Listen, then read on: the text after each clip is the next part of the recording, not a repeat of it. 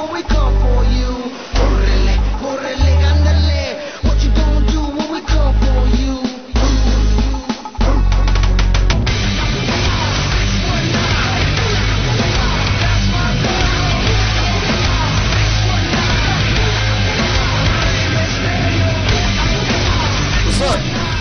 What's up, everyone? You know me as Majesty, as usual. Welcome to the show. I hope you liked the opening. I hope you liked the opening that I did for y'all. And, I'd love to find a way to attach this to my shirt, for the time being. But, I can't do that right now. I really like to, but I can't. Anyway, let's just jump into it. Let me see. At the top of the boxing news, Audley Harrison has been hurt in a car crash. Audley Harrison. When was the last time I saw Audley Harrison?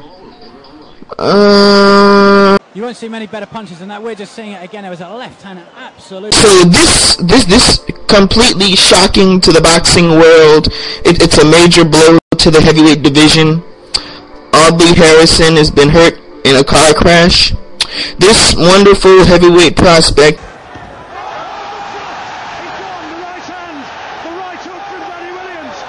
was on his way to fight Ricky Hatton's bodyguard, probably and possibly his toughest opponent to date. This kid is going to be the savior of the heavyweight division. And when you go from fighting bums to bodyguards, you're moving the way up there. Pretty soon he'll reach Kimbo Slice's level. Yeah, he was on his way to matching levels with Kimbo Slice, and now he's been hurt in a car crash. Unfortunately, it was also in Vero Beach, Florida. But it seems like he's going to do all right. He's just sustained a wrist and shoulder injuries, so he's not going to be involved. What is it with the injury bug nowadays in boxing? First it was Vitaly Klitschko, which I expected. Then it was Oleg Maskaev, which I sort of expected. And now it's Audley Harrison. This is like the movie Final Destination, but for boxers. I don't understand it. Anyway, the Boxing Hall of Fame went off without a hitch. The California Boxing Hall of Fame went off without a hitch, and was held on Saturday.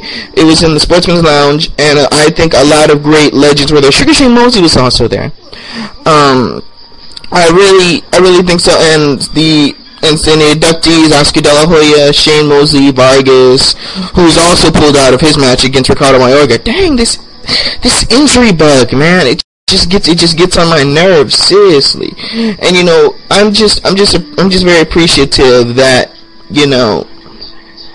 I'm just very appreciative that some of these boxers, they're still alive, they're not drug addicts, they haven't died in the ring, they've retired and they stayed retired long enough to be in the Boxing Hall of Fame. Anyway, I just wanted to let you know that Alex Bonilla, we haven't heard that name for a long time. He's returned finally with a win. Alex Bonilla was actually supposed to be a very good fighter, but when he got I think he should have had a career against Bronco McCart, but he just kept on losing and stuff like that. And the middleweight prospect Michael Midnight Stalker Walker, he knocked out William Johnson, a fighter with 15 losses. I figure if you get to the point where you're 17-0, you really shouldn't be fighting people that have more losses than wins. That's just my opinion. That's just my opinion and stuff like that. I don't think you should really call yourself a prospect if you're fighting. You're a could-be, but But also at the top of the news, as many of you have probably known, there have been scandalous photos of Oscar De La Hoya in cross-dress, circulating around the internet, doing poses and stuff like that. Oscar, and these photos are obviously photoshopped, and nothing's going to come from these photos. I mean, seriously, you could see them Photoshop. I saw a Photoshop image of Eric Morales in a bikini at a gay parade. And he looks pretty cute. I knew it wasn't real. But Oscar De La Hoya, the golden boy cleanest of boxing, he has actually hired an attorney to go out and tell people that these photos are phony. And when you see photoshopped images on the internet, and Oscar De La Hoya immediately gets a lawyer to tell everyone the photos are phony when they obviously are, it kind of makes me question what Oscar really does in his spare time, because I don't know of any other boxer that would react this way. I really don't. I don't know of any other boxer that would react the way that Oscar did, where if you see a Photoshop thing of you, oh, hire an attorney to say it's not really me. Does he really think that his fans are that fickle? Or does Oscar do something that his fans don't know about? I think. Glenn Johnson. Next to him is Glenn Johnson. He was posted in an interview bashing Tyler, bashing Roy Jones, bashing Hopkins as the people that won't fight him. So I was starting to hear some rumblings that Anthony Hanshaw, who just came off of a fight against Roy Jones Jr., and Roy Jones said that Hanshaw will be the one to take over the division after he's gone. I was hearing rumblings that, Glenn Johnson was going to fight him. But Gary Shaw says that the fight's not happening. Personally, I would love to see this match. I would love to see Glenn Johnson against Anthony Hanshaw. It's a great place to view where Hanshaw's at and if he's really ready for the big time like Roy Jones thinks he is. Besides, Glenn Johnson needs a fight like that to prove he's still on that top tier level. He didn't really look as impressive in his last few fights. But if he faces Hanshaw and he beat him in a more impressive fashion than Roy Jones did, then you gotta place him on the top level somewhere, at least. I just think that's it. Journeyman favorite Martez Logan, he got knocked out by this guy named Lorano Tyner. I don't pay attention to that. Like I said, if you get to be 17-0, Tyner is 17-0 too with 12 knockouts. Yet he's fighting someone with 30 losses and 25 wins. Like I said, when you get to 17-0, I really don't think you should be fighting people that have more losses than wins unless you lack that much focus in yourself. I really don't get it. Oh yeah. And after days and days and days and days of being respectful to Floyd Mayweather Jr., Ricky Hatton in the UK, he finally cut loose and talked trash about Floyd Mayweather in the UK in front of his boys. And it seems like Mayweather was very, very content. He wore a Manchester United shirt to the press conference and things like that. I don't know whether it was to antagonize or to get the crowd on his side, but still, Ricky Hatton was respectful through the whole time. He didn't talk any trash. He said he never talked any trash about Floyd Mayweather ever. Wait, wasn't Hatton the guy that said, you saw more fighting in this Castillo fight than you did in Floyd Mayweather's entire career? Pardon me if I'm wrong, but Hatton saved up all the trash talking for the UK pressure in front of his friends. I don't know what was up with Mayweather stroking his leg during when Hatton was talking, but yeah, I'm really not understanding that. I guess he was trying to shake his confidence, or maybe he wanted to send a tingle down Hatton's back. I don't know. I don't know what Mayweather's trying to accomplish, but still, Hatton saved all his trash talking for Mayweather for the UK pressure in front of his boys, and I can understand that.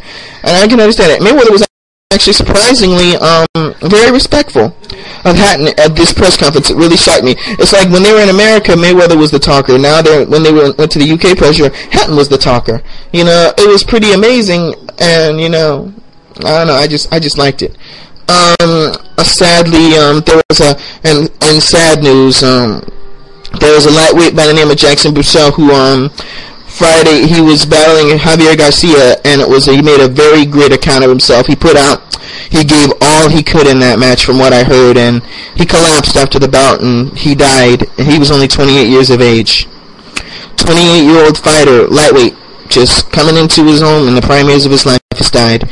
It's really sad when I hear that these boxers are dying, and when I hear these boxers are dying after these wars and stuff like that, it makes me hate people like Larry Merchant even more, who say that boxers, they should be trading with someone that's like 20 inches taller than them and outweighs them by 50 pounds. He used to call Chris Bird a coward because he didn't stand and trade with Ike Ibuchi. Chris Bird was making Ike Ibuchi look stupid. I've seen that match. It was one of the very first Chris Bird matches I saw. He was making Ike Ibuchi look stupid. He was getting him frustrated, and Larry Merchant said he should stand and trade. And when Chris stood and trade with him, he got knocked the hell out. And you know what? That's what I can't stand people like Larry Merchant. He does not want to watch the art craft of boxing. He wants to watch a war. He wants to watch a slugfest. If you want to watch a slugfest, if you want to see a slugfest, then just go out in the middle of the street. Go to a school, go to the parking lot, go to a grocery store where this kid isn't listening to his mom. You'll see a slugfest right there, if that's all you want to see. And I really hope HBO gets rid of this guy, because he really brings boxing down a bunch of notches. How the hell can you say that you appreciate boxing as a sport, yet you will not let the artistry be written or drawn by the boxers that do that sport? I do not get that. Boxing is an art form. Get that through your head, Merchant. Boxing is not two people standing and slugging and trading with each other and not being able to talk and have gats in their teeth throughout the 10 rounds, ending their lives at 28 because of some BS. Boxing is an art form, hit and not get hit. And I swear, if you say that you're tired of seeing boxers